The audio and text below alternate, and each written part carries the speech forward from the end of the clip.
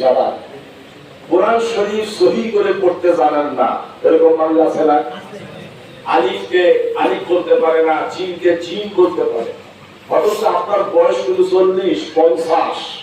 আপনার বক্তব্য হচ্ছে সেই কাল থেকে এই কাল পর্যন্ত ইসলামের জিহাদ করে আসছি আমি, আর আজকে নতুন বলবি আসি আমার জিহাদ শব্দটাকে শিখাইবে, এটা কোন ধরনের কথা?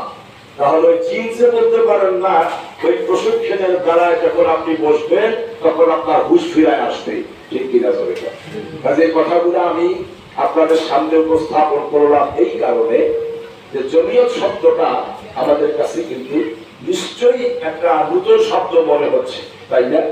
অথচ আমাদের পূর্বপুরুষ, আমাদের অতীত যারা গেছেন এই এলাকায়, ফুরফুরার হুজুর আসছেন, উনি কি ছিলেন?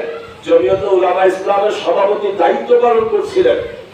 শুকরিয়া আদায় করেন আলহামদুলিল্লাহ। আলহামদুলিল্লাহ। একরামুল্লাহ মুর্শিদাবাদী হুজুর এই এলাকায় ইসলামের খেদমত করছে না? এখন আপনাদের সন্তান, আপনাদের সন্ততি যারা আছে, তারা এখন ফুরফুরার হুজুরকে কিন্তু চেনে না, ঠিক?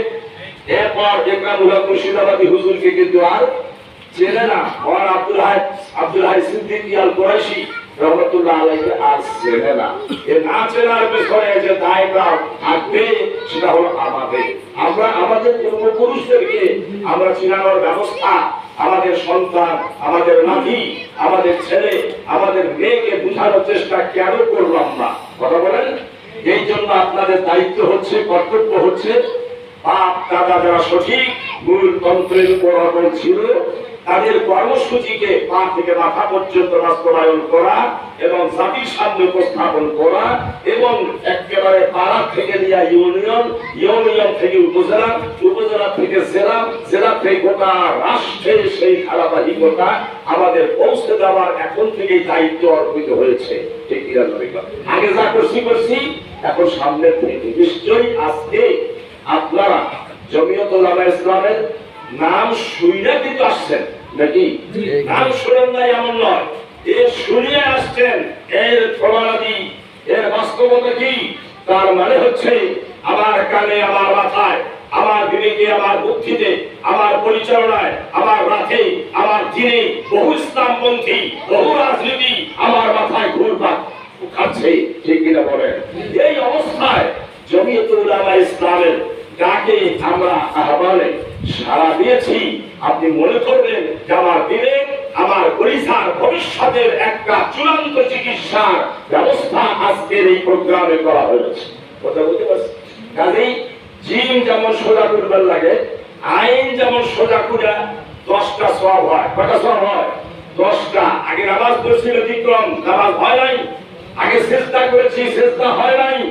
এখন আলেমের শরণাপন্ন হইয়া মাদ্রাসা মসজিদের খেদমতকারী ইসলামী মাইন্ডে, ইসলামী বিপ্লবী উৎসব যারা আছে, তাদের পেছনে থেকে আমাদেরকে তৈরি হতে হবে আগামী দিনের জন্য, এবং আমাদের ভবিষ্যৎ বংশধর, এদেশের হীরকখণ্ড রাজ মুসলিম সন্তান যারা পৃথিবীর বুকে আসতেছে, তাদেরকে ওই ধারাবাহিকতায় আমাদেরকে উঠাইতে হবে। এটা হলো আমাদের যারা বর্তমান শীর্ষে আমরা আছি তাদের দায়িত্ব।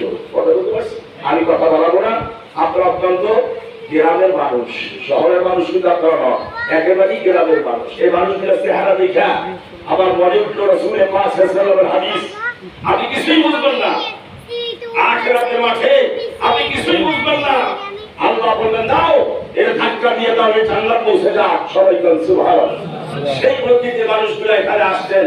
আলিম ওলামা কোন অবস্থাতেই চাবে না যে আপনি জাহান্নামের কাঠগড়ায় না চালিয়ে ছাপ মারেন, এটা কোনো সবাই চাবে না, চাবে? সুতরাং এটাকে কেউ যদি দোষ মনে করেন, সগীরা গোনা নয়, কবিরা গোনা হবে। কাজেই সব কিছু থেকে মাথাকে পরিষ্কার করে, তওবা তাহিল্লা করে, আলিম ওলামা পীর মাশায়েখ এর দল হলো জমিয়তে উলামা ইসলাম বাংলাদেশ। এই দলের পিছনে ব্রিটিশ